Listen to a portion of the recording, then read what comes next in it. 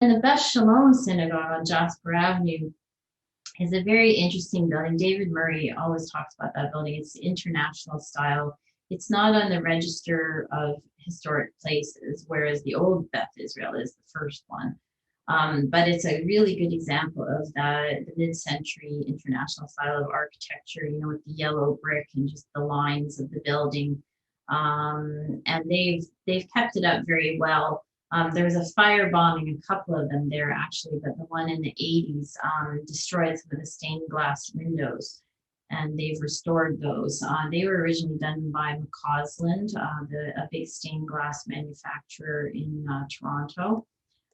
When they were restored, some of the windows were slightly different, what they depict and how they are, but it's unusual because that's the only sort of Jewish stained glass in the city.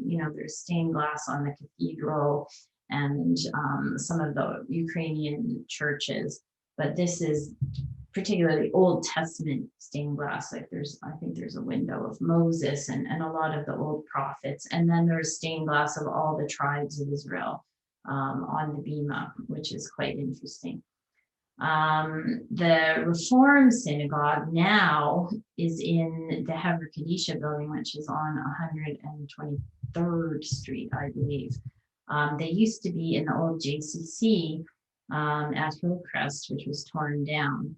But Vivian Manask, who's an architect in town, her father made the stained glass windows for that, which, were just basically frames, and they've moved them and they're in the Hever Kadisha chapel now. So that chapel is also interesting. It's very 1950s.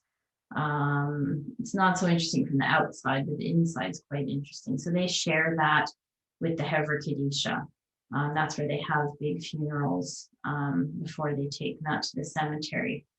The other interesting place for me, at least, is the Jewish cemetery, because there's so many people from our community buried out there. And that has been there, like, I think it was even earlier than the synagogue, if I'm not mistaken. That land is in Forest Heights, and it's almost full now. So they've bought some land in St. Albert that they're going to use. They're just raising the money now to build the infrastructure to use as a new cemetery, because this cemetery is over a century old and it's almost full. But there's interesting things in there. Dave Marcus did a tour for us once for the Archivist Society, and one of the biggest monuments in Alberta is there. There's a lot of interesting people buried there. There's a little chapel there. And when they originally built it, Mr. Aronoff, who was a blacksmith to the Tsar, actually designed and made the gates of the cemetery with little sculptures of birds, and I think they're pomegranates and flowers.